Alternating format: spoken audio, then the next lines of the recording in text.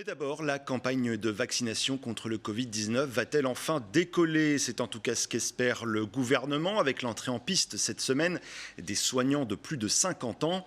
À Tours, 3 centres dédiés sont ouverts. L'enjeu est de taille, désamorcer par l'exemple les craintes des Français. Le reportage à l'hôpital Bretonneau de Samuel Collin.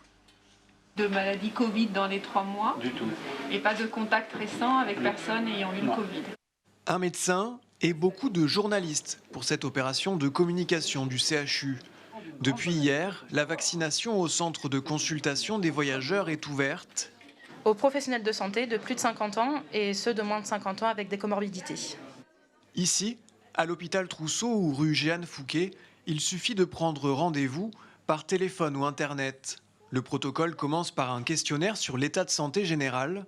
Qu'aujourd'hui vous soyez en forme, pas en cours d'infection, pas fébrile, pas malade.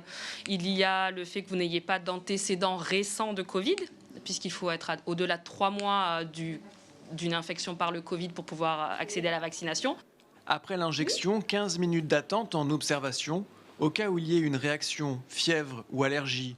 Il en faut plus pour cette médecin, venue en renfort.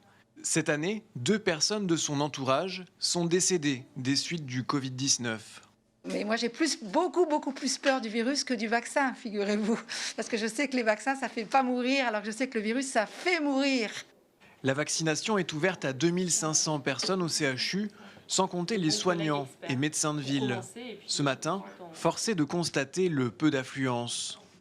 Il y a une défiance sur la vaccination en France. Ce sujet est connu. Simplement, le Covid est quand même quelque chose d'inédit dans nos vies qui doit nous inviter aussi à réfléchir aux risques qu'on a envie de prendre ou pas et de faire prendre aux autres. Prochaine étape d'ici 15 jours a priori, les plus de 75 ans hors EHPAD, les personnes fragiles, ainsi que l'ensemble des soignants.